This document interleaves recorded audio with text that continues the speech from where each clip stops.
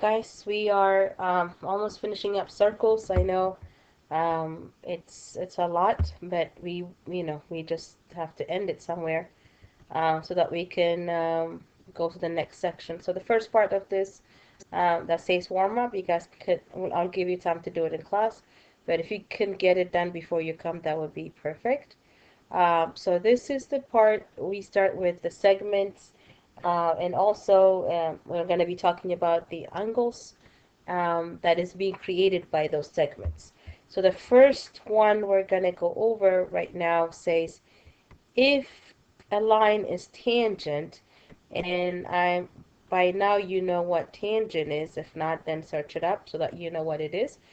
To a circle, then the line is going to be perpendicular. Okay, so this is going to be perpendicular to the radius of at the point of tangency.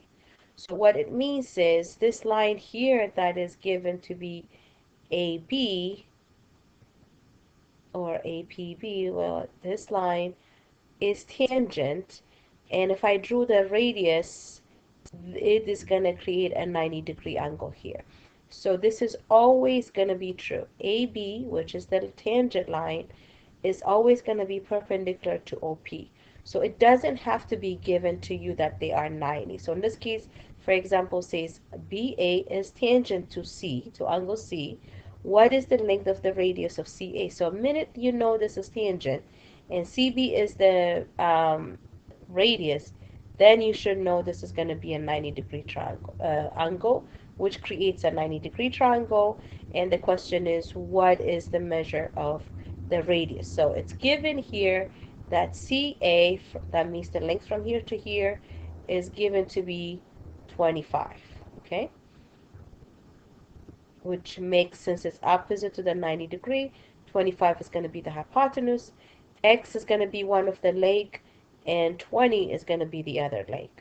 So what does this remind you of?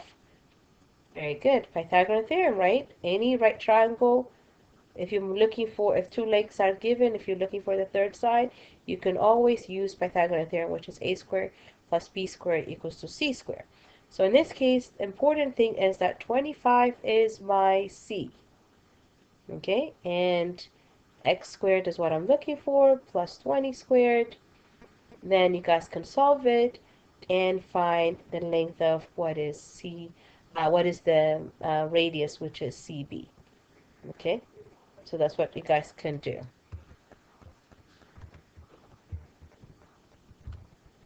All right, for example 2, it says given ML and MN are tangent to circle O. So the minute you know that they are tangent, then it's going to be 90-degree at the point of where it intersects the radius, right? So I'm going to, let me use a different color. So I have 90-degree here. Before I even finish the question, those are the things that I'll put in. Those are 90-degree.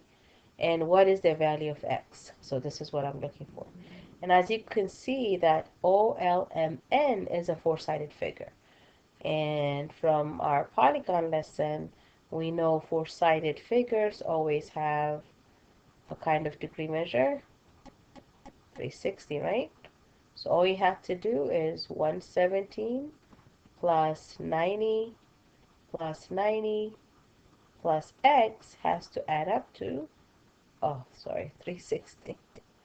Sorry, 360. Or we can even, since we already know that 90 gives you 180, you can just say 117 plus x gives you 180 degrees. That's also a possibility. So do that and solve for x. So the converse of what we just went over is also going to be true. So if it says if a line is perpendicular, so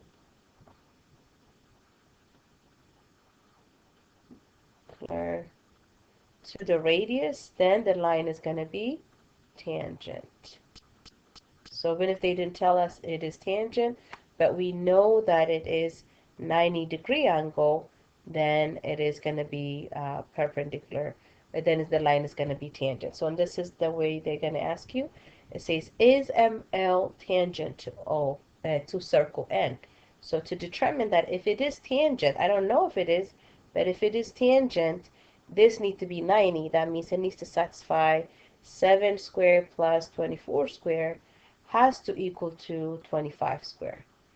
If it is, then it's a right triangle, which makes L a 90-degree angle. So that's what this talks about. So go ahead, finish it up, and verify. And this one, it says, if two tangent segments share a common point outside a circle, so point outside a circle, then the segments are going to be congruent. Or we can use this sign. So what this means is if B is a common point where BA, and BC are tangent, that means this line here is going to be congruent to this line. That's what it means. That's the rule all the time. Okay, and knowing this is going to make you, allow you to solve a lot of problems. So this is what it means. So now you have to look at it in different points. So this is the one exterior. These two are going to be the same. This is another exterior. This is going to be congruent to this. This is another exterior point, which makes this is congruent to this. And this is another exterior point, which makes this line congruent to this line. Okay, so this is 8. That makes this 8. Then I know this is 3. Right, this is 3. Then I know this is going to be 3. Let me use a different color. I know this is 17. Then this would be 17. And the last one, I knew this was 7. So from the tangent here is 7. So from the tangent here is 7. And then we know this is, we use red, right? So this is 8. Then that makes this 8. So now if the question asks you what is the perimeter of this quadrilateral, then all you have to do is, okay, from here to here is going to be 8 plus 3, which is 11, right? From here to here, 17 plus 3, which is 20. Then from here to here, 17 plus 7, which is 24. And then from here to here, it's 8 plus 7, which is 16. So all we have to do is add it up. So the next set of questions we're going to deal with would be a tangent and a secant, and see how this one is being intersected by. This is all about the angles.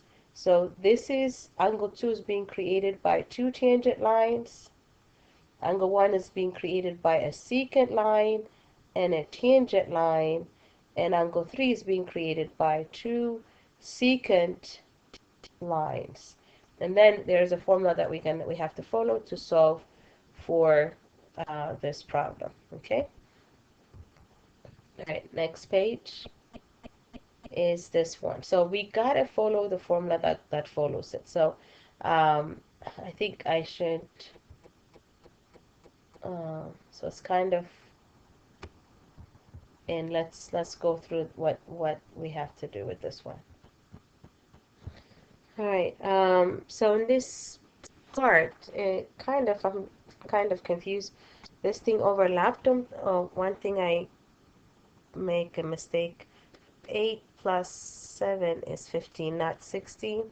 So please pardon this mistake that I made. So this is going to be 15, not 16. So I guess when we make copies, it kind of overlap. So it's supposed to be like this for the perimeter of the quadrilateral or the polygon that we have. So if that's mostly the way the question is going to be asked. They would give you the length and they would just say what's the perimeter. So based on your knowledge of tangent, you should know that if this is 8, this is 8, and then add it up together. So the second page should look like this.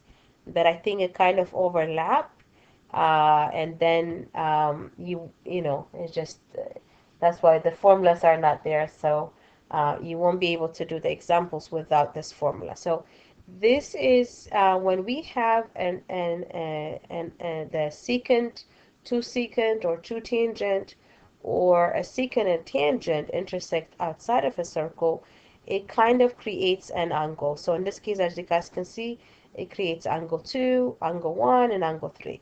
But the good thing is, even if it's been created by different type of lines, like this is two tangent, this is a secant and a tangent, this is two secant, the formula we're going to follow is going to be the same. If you guys can remember previously, or section, I think day 3, we talked about the central angle and the vertex, and we also talked about the ascribed angle. But now we're pulling the angle outside of the circle. So the rule is the exterior angle, which is M, is big arc minus little arc divided by 2. When the vertex is at the outside of the circle, you are going to subtract the two arcs and divide it by 2. One thing you guys have to do when you subtract the arc, make sure you're doing big minus little, because you don't want to get a negative angle. So as you guys can see, the blue or the green circle are going to be your bigger one. So PQR, whatever that is, minus the red one, which is PR, divided by 2 would give you angle 2, and BC,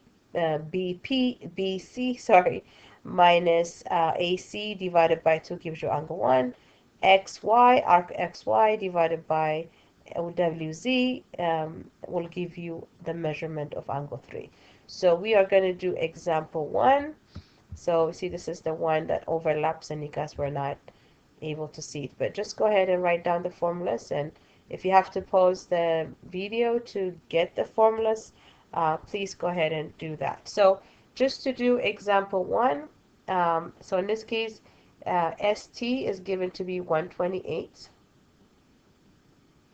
So the measurement from S to T, this piece, is given to be 128. And here, X WX is given to be 48. So the question is, what is SRT, which is X right here? So since it's an outside angle, the outside angle is big arc. In this case, it's going to be my red one, which is 128. Let me use the red one. 128 minus the little arc, which is 48, and divided by 2. I know it's kind of weird. So that's going to be the measure of angle X. So go ahead, do your math, and get the answer. So looking at example 2, example 2 has two tangents, but the formula still apply. Big arc, which is this measurement, which is given to be, oh, we don't know that. MPN is X, right? And MN, which is this part, is given to be 92. But I don't know the red one. So what do we know about a whole circle? A whole circle is going to equal to what? Anybody? I know you can't. Tell me what the answer is. But it's going to be 360, right?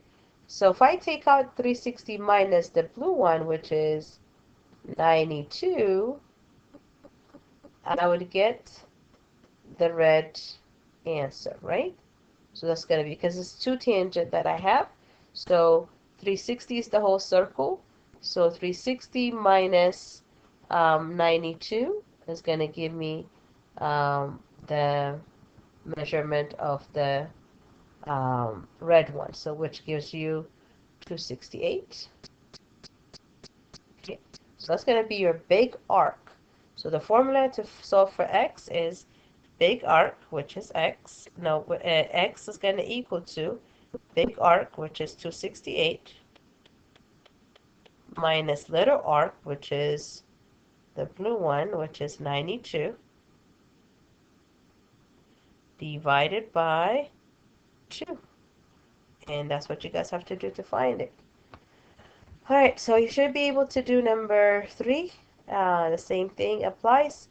And this is another example that we have to do, so I just don't want to take too much of your time. So try it. If not, we'll go over it in class. So now this is the second type of angle in this section. It says the measure of an angle formed by the two chords inside of the circle is half of the sum of the measure of the intercepted arc. So the good thing is all of them are going to be half. If it is on the circle, it's half. If it's outside, it's half. If it's inside, it's half. The only difference is if it's inside, this is plus versus minus. See, if you guys see the top one, this is the formula that we have is minus. See, I have to subtract big minus little. But here is just adding it. If it's inside, you're adding it. Okay, so let's do one example, maybe two, A and B. Then we can do C and D together. So now I'm looking for X here.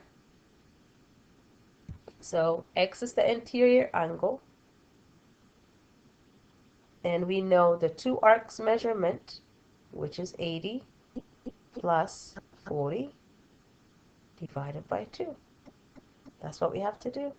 X is 80 plus 40, which is 120, divided by 2 is 60. So that's going to be the answer. When it comes to B, it's the same thing. X is going to be big, the two arcs divided by 2, but I don't know this arc here. So what would be the measure of this arc? That's what I need to find out, right? So as you guys can see, AB is the diameter of the circle. So I know this is 100, so this has to be what? No, 110. So this is 110. So 180 minus 110 is going to give you 70, right? So this angle here, or arc, will be 70. I just need to erase this.